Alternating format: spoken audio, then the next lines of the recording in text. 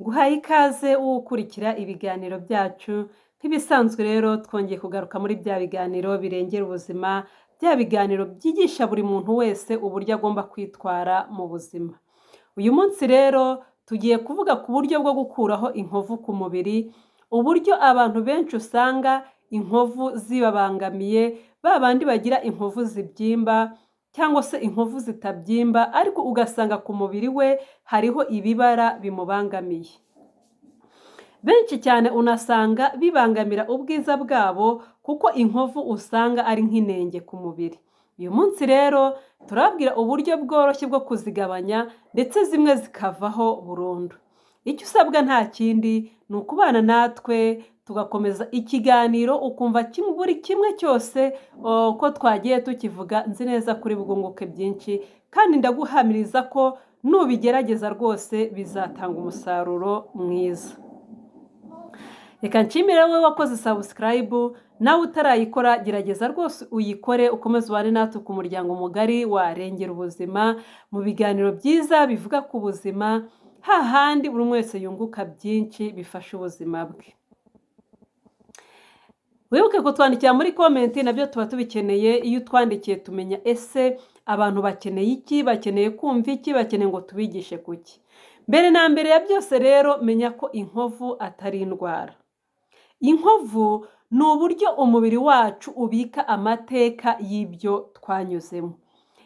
Inkovu rero akenshi zikunda kubaho nyuma yo gukira kw'ibikomere watewe n'impanuka, watewe n'ibisebe runaka, watewe n'udukoko tw'uruhu runaka cyangwa se watewe no kubagwa.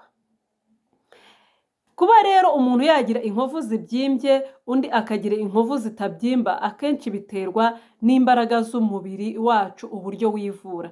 Cya gihe urwara igisebe kigakira, buriya hazamo imbaraga z'imiterere y'umubiri w'umuntu. Uko rero umubiri wawe wivura nibyo bituma inkovu yawe ishobora kubyimba, iyanjye ntibyimbe. Akenshi bituruka ku kuba umubiri wanjye wifitemo imbaraga zo kwivura cyangwa se uwawe. Uyu munsi rero ndakubwira uburyo bubiri wakwifashisha ukuraho inkovu. Ndakubwira uburyo wakoresha ibimera, hanyuma ndaza no kukubwira uburyo wakoresha imiti yo kwa muganga, kandi byose ndahamya ko bizakugirira umumaro nubikora neza, nukurikiza inama zacu nk'abaganga. Ni muganga Theophila muri kumwe rero mu kiganiro kivuga uburyo bwo gukura inkovu ku mubiri. Mu buryo bwo gukoresha ibimera, hari ibimera bigera kuri 5 nakubwira uyu munsi ugomba kwifashisha.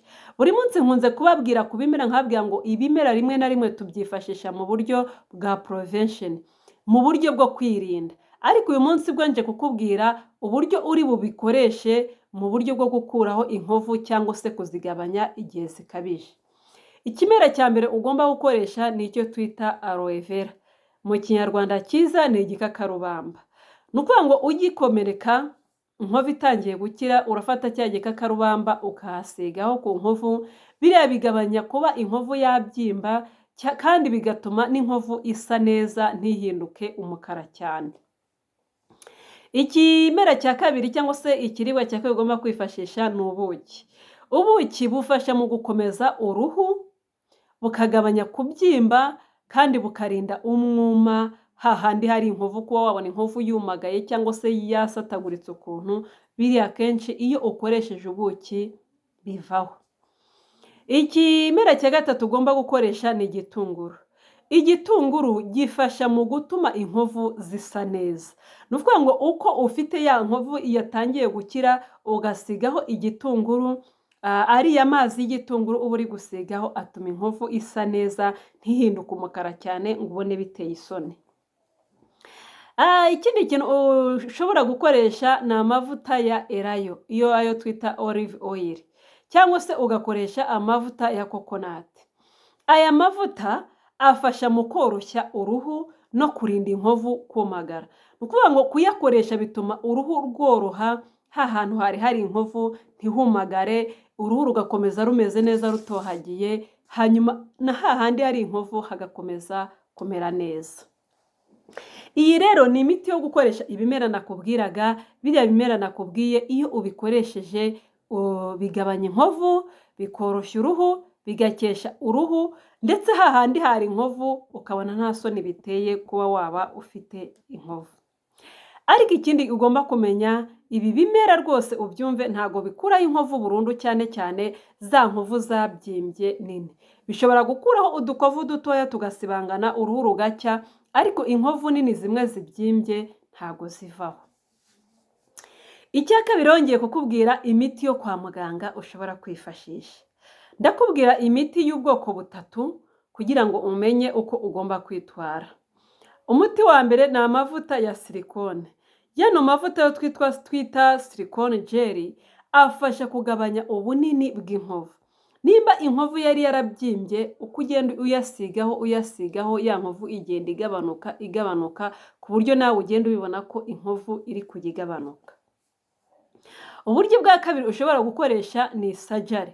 Kuba wagenda kwa muganga inkovu bakayibaga bakayikosora. Hari igihe umuntu aba yarakoze nk'impanuka akagira urukovu runini cyane rwose ubona ko rubangamye, swate ku kaguru, mu maso se mu isura ukabona ko bikubangamiye. Uba ushobora kujya kwa muganga inkovu bakayibaga bakayikosora, hagasigara inkovu ntoya wenda ushobora gusigara uri gukoresha bya bimera uri kugabanyaho ya mabara kugira ngo naho hase neza.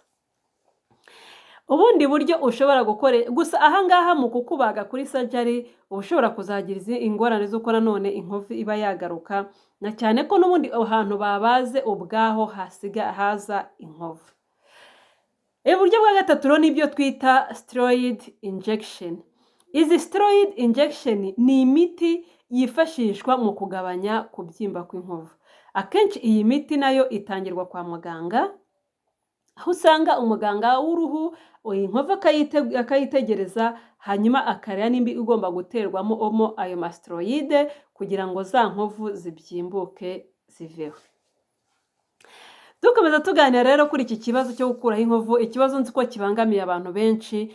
Ikindi nakubwira ku bijyanye n'inkovu ni uko ubushakashatsi bwinshi bwakozwe ku nkovu, bagiye biga uburyo bwo kuzikuraho, abagiye bakora ubushakashatsi ku bandi bantu bakoreweho ubushakashatsi bareba ko inkovu zivaho burundu.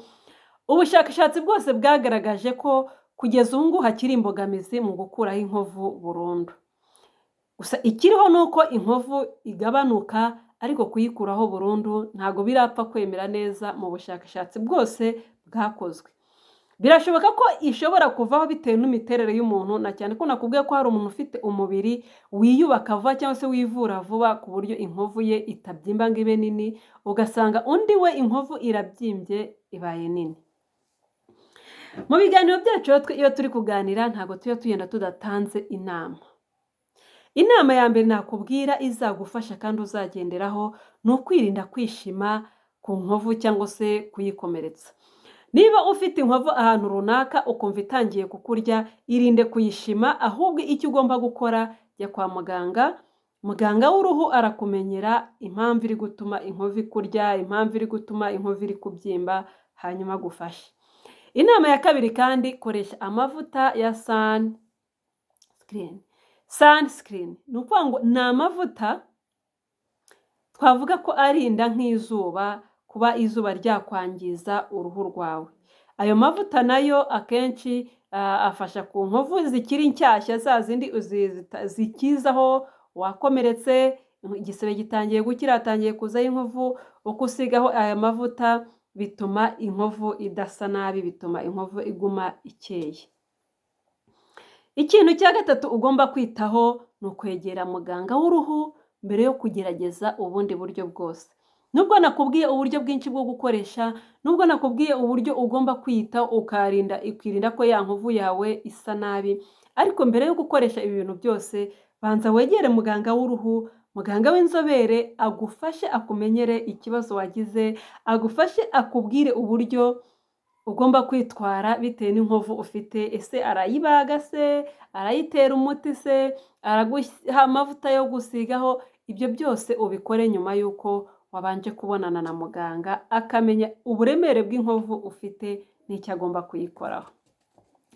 Reka nshimire rero abantu mwese twabanye kuri channel yacu Miss Theoni. Hano tuvugira ibiganiro bivuga ku buzima, hano tuvugira ibiganiro birengera ubuzima. ni ukuri mwarakoze cyane kubana natwe, muri abantu b'ingenzi, muri abantu b'ingirakamaro, ahubwo icyo tubasaba mujye mudufasha mutugereze amakuru ku bandi nabo babashe kunguka byinshi tuvugira aha ngaha. Hari abantu benshi ujya kwa muganga ntubashe kugirwa inama zihagije na cyane ko abarwayi aba ari benshi, ariko aha ngaha uba ufite umwanya uhagije wo kubaza ibibazo tukagusobanurira tukagusubiza ukabasha kumenya uburyo witwara. Mukomeze mugubwe neza rero, abarwayi mukomeze mwihangane, abafite ibibazo, abagowe n'ubuzima, mwese kandi mwumve ko hamwe no gusenga, hamwe n'Imana, hamwe n'abaganga, buhoro buhoro bigenda bikemuka, ibisubizo bikaboneka. Mugubwe neza, mumererwe neza, mukomeze mumve ibiganiro, mukora subscribe abatarayikora, mutera comment, mushyiraho na like ku bakunzi bacu. Ibyo byose birushaho gutuma ikiganiro kigera kure, abantu benshi bakunguka izi nama z'ingirakamaro. Reka turengere ubuzima, ndengere ubwanjye nawe urengere ubwawe, turusheho kugira abantu benshi bamerewe neza batabana n'ibibazo by'uburwayi.